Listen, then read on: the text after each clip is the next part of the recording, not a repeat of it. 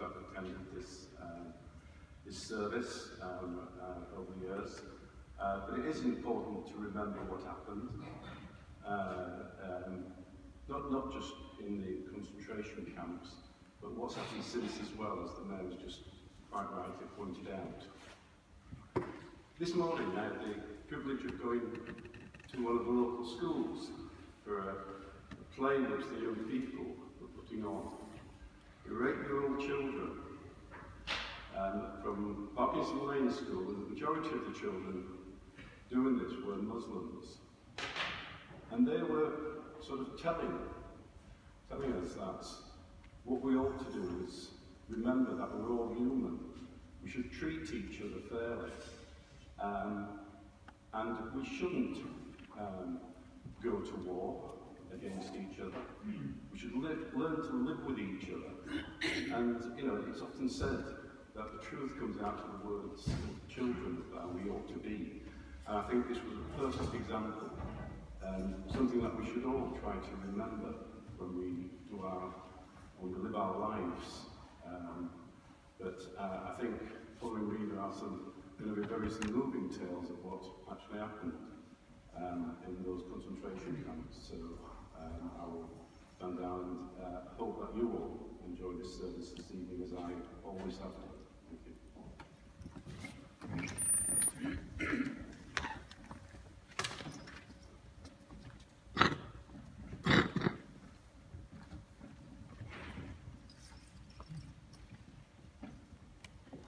I'm now going to invite Bishop Jonathan to come forward now.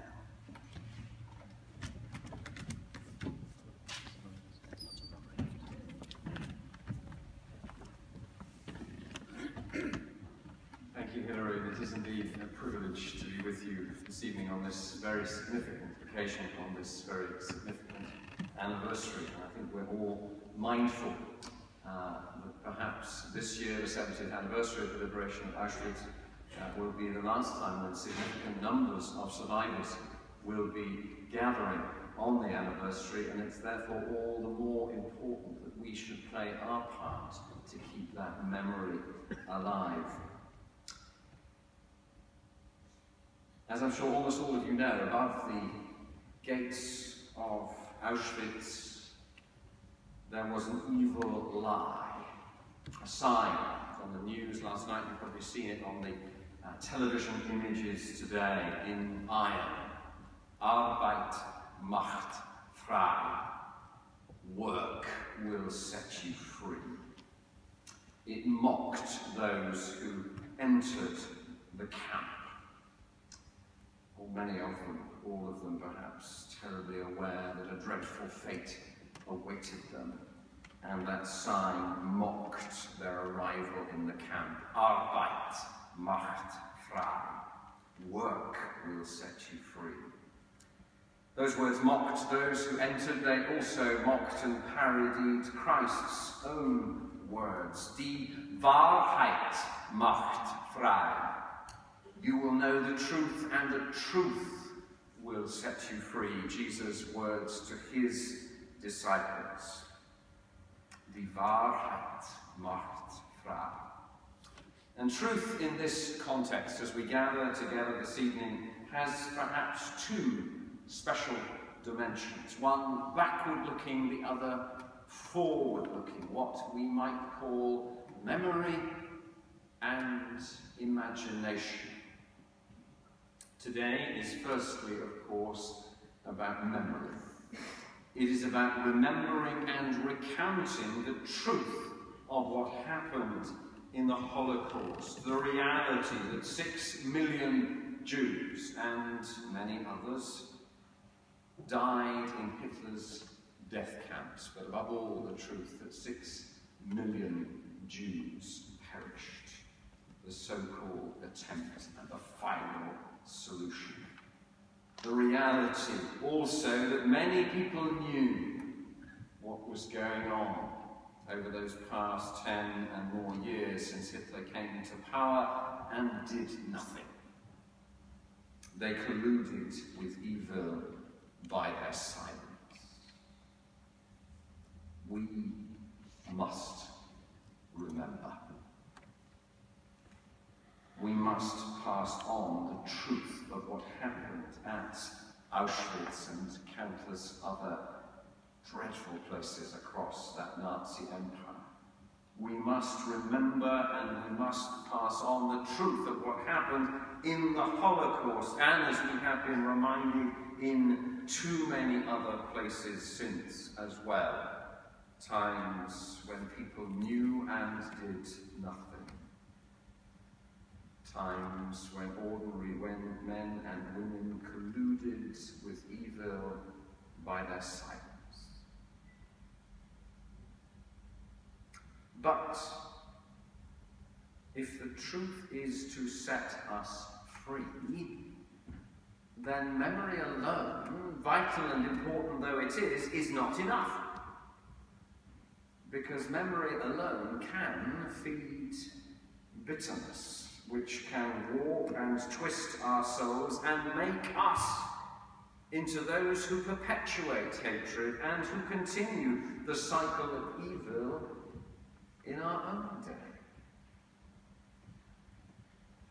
No, if the truth is to set us free, then memory must be accompanied also by imagination.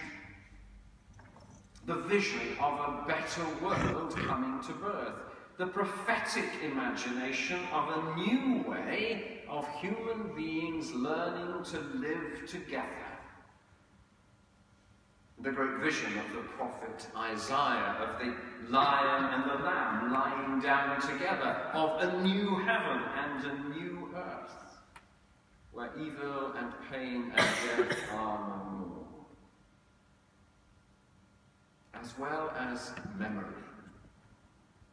We need people and communities and gatherings like the one in which we share tonight who will cultivate that vision, using their imagination across the generations to paint a vision of a better world to come. A vision that inspires each new generation to face the truth about its past and to face also the truth about itself here in the present.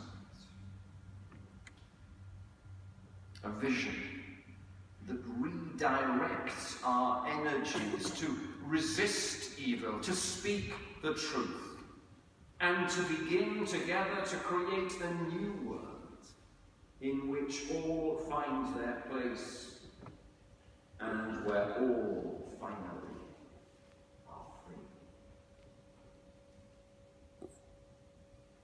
Memory and imagination. Both are vital until that great day when finally the truth shall indeed set us free. Amen.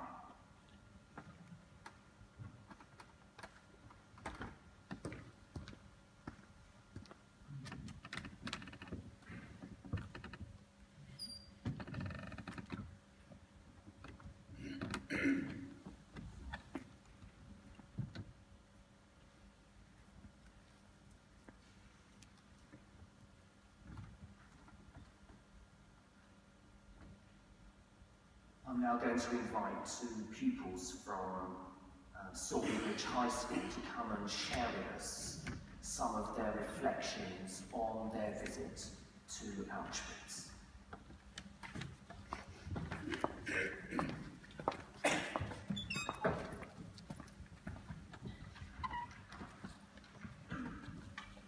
On the 12th of February last year, we were given the privilege to visit Auschwitz as part of the LFA project to become ambassadors of Auschwitz. We were given the opportunity to not just visit one of the camps, but both the camps, and see and feel the environment of what the people were put through during the Holocaust.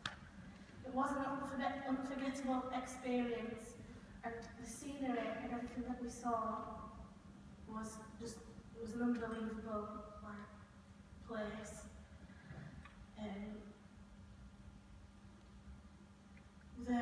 parts that was really unforgettable was like seeing the places where the people were actually murdered, seeing the gas chambers and the different torture chambers was really moving and upsetting. Throughout the tour around the camps, we got to see different pictures of the people who were taken into the camps and how they were treated. You could see from the pictures already, from just entering the camps, how badly they were treated by the soldiers, and how you could see how they were seen as prisoners as soon as they walked through the gates. Seeing all the different things that have been left behind are still there to see today from the prisoners, such as the suitcases and the shoes, and especially the hair was a really emotional experience. We also, on the project, we got to meet and talk to a survivor of the camp, which also put into perspective everything that we saw in the camps and really put the feelings to the place. Afterwards, we had a memorial at them, which was extremely moving. We lit candles and we got to hear a prayer from the faith.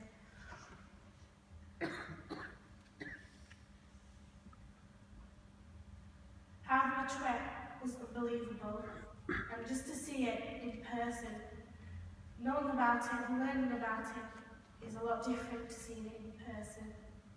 And it was an experience that I would never ever take back, and I'll go see again from the shock. We went in the winter, in the snow. We had layers on of clothes and we were freezing, and being told and shown what they wore and how they had to sleep and that they had no warmth was it was something that you didn't want to believe, but you know you have to, because it was the reality of what happened.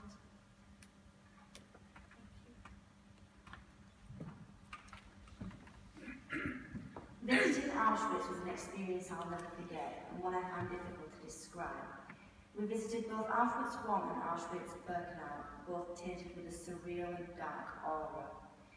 Being present in these tainted camps made me realise the extent to which the prisoners were segregated from their human rights, making me reflect and appreciate the most basic things.